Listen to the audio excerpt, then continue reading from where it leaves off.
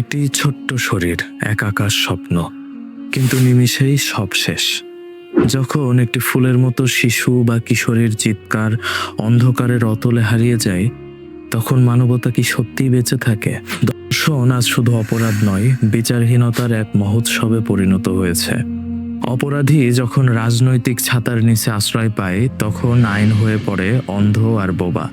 ক্ষমতার দাপটে পিষ্ট হয় ডুকরে কাদা মা বাবার আর্তনাদ।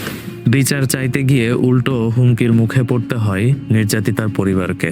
যখন অপরাধী রাজনৈতিক পরিচয়ে বুক ফুলিয়ে ঘুরে বেড়ায়, তখন সমাজ থেকে ন্যায় বিচার নির্বাসনে যায়। এই বিচারহীনতায় পরবর্তীতে জন্ম দিচ্ছে আরো অনেক ধর্ষকের। আজ অন্যের সন্তান, কাল আপনার নয় তো? একটু চিন্তা করেন, শিশু ধর্ষণ, কিশোরী ধর্ষণ, গৃহবধূ ধর্ষণ, প্রতিপক্ষ পরাজিত রাজনৈতিক দলের নারীকে ধর্ষণ, সংখ্যালঘু নারী ধর্ষণ, বৃদ্ধ নারীকে ধর্ষণ, এমনকি মৃত লাশও ধর্ষণের শিকার হয়। কোথায় আছি আমরা? মুক্তি কোথায়? আমাদের আসলে মুক্তি নেই। কি করবেন? ফেসবুকে কিছুদিন লেখালেখি করে, অথবা রোড ব্লক করে, জনদুর্ভোগ সৃষ্টি করে, আন্দোলন করে? বিচার কি আদৌ পাবেন?